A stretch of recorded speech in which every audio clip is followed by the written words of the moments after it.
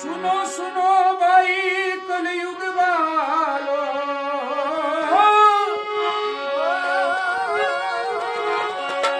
सुनो सुनो भाई कलयुग वालो, मैं एक बात बताता मेरे दादा के दरबार में सब लोगों का खाता।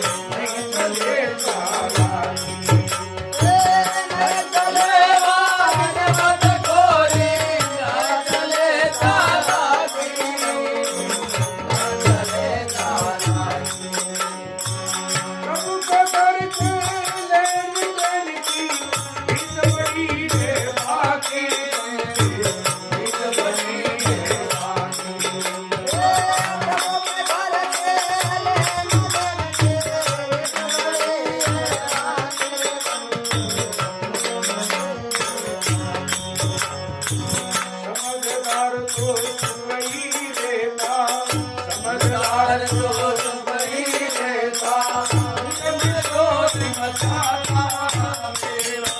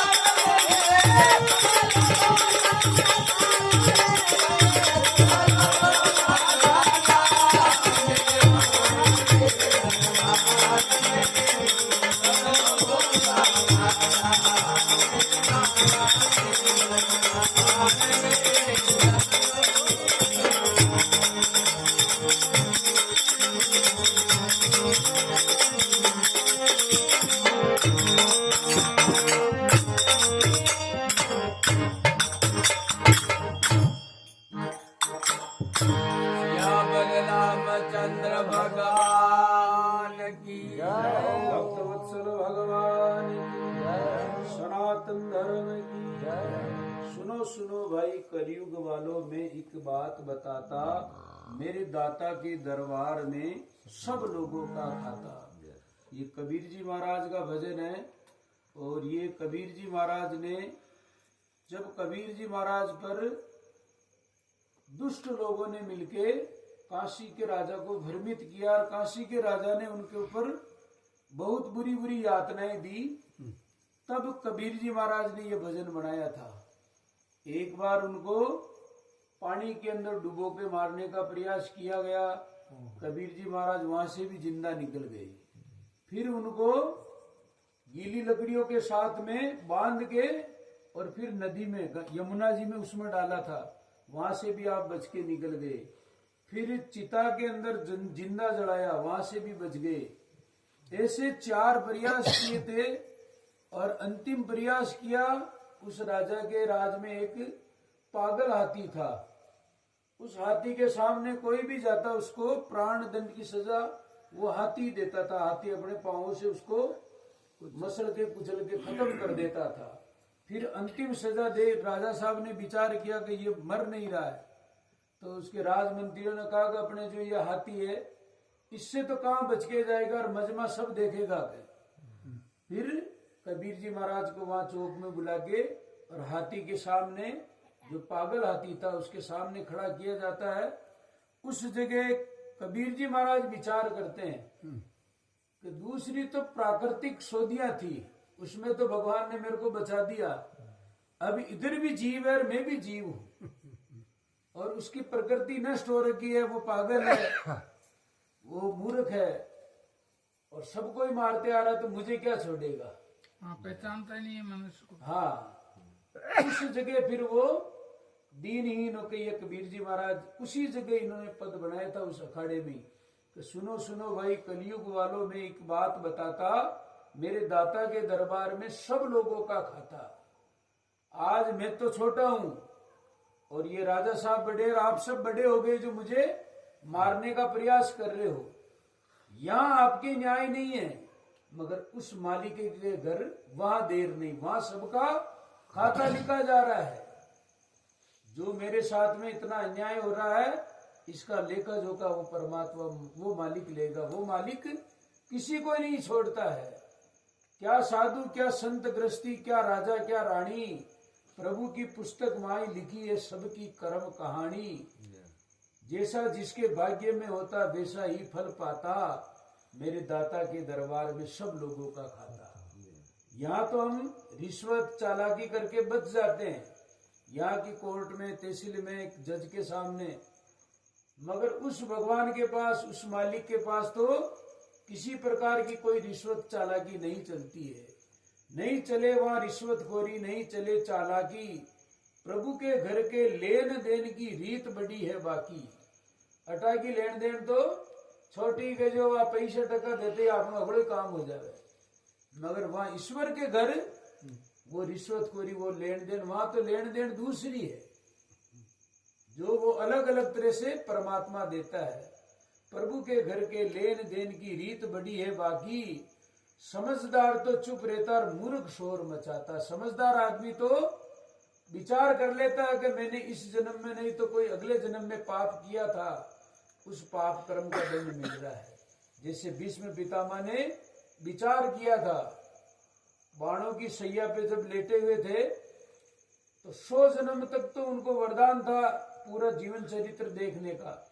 100 जन्म में उनको कोई पाप नजर नहीं आया। तो जब शाम को युद्ध समाप्ति के बाद में जब वापस कौरव पांडव अपने अपने आश्रय स्थलों में जाते तो उस समय कृष्ण भगवान रोज निकल के जाते थे। भीष्म पितामह की इच्छा होती मगर पूछ नहीं पाए। एक दिन कृष्ण भगवान ऐसे ही निकलते हुए भीष्म पितामह से पूछते हैं कि जिसका नाम ही भीष्म है, भीष्म नाम बहुत बड़ा नाम है, इतना ताकतवर जिसका नाम है, वो भीष्म जिसके आंखों में आंसू,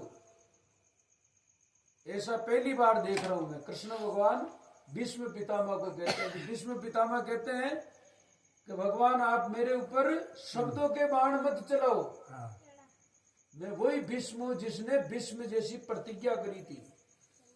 एक पिताजी के लिए उन्होंने आजीवन ब्रह्मचर्य व्रत का पालन कर लिया।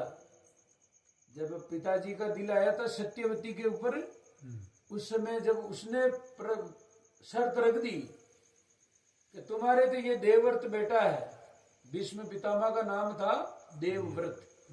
अब उन्होंने ये प्रतिज्ञा करी, ये वचन दिया, इतना भीष्म, इतना भारी वचन, जब जाके आपका नाम भीष्म पितामह कहलाया। तो पिताजी के लिए उन्होंने उसी जगह उस सत्यवती को कहा कि आपकी ये मन की धारणा दूर कर दो। आपके मन में ये विचार है कि जो मेरे संतान होगी वो राज करेगी, तो मैं आज आपको वरदान देता हूँ, वचन देता हूँ कि मैं आजीवन ही शादी नहीं करूंगा। तो मेरी संतान ही नहीं होगी तो वो राजगद्दी पे कौन बैठेगा। अब तू मेरे पिताजी से शादी कर ले, जो तेरी संतान होगी वही राजगद्दी का अधिकारी रहेगी। ऐसे फिर भीष्म पितामह उस जगह वो भीष्म कहलाए। कृष्ण भगवान कहते हैं कि इतने आप भीष्म नाम कहलाने वाले, आज आपकी आंखों में आंसू। वो कहते हैं कि नहीं, मैं वो का वही भीष्म हूं। तो फिर आंख में आंसू कैसे आ रहा पितामह?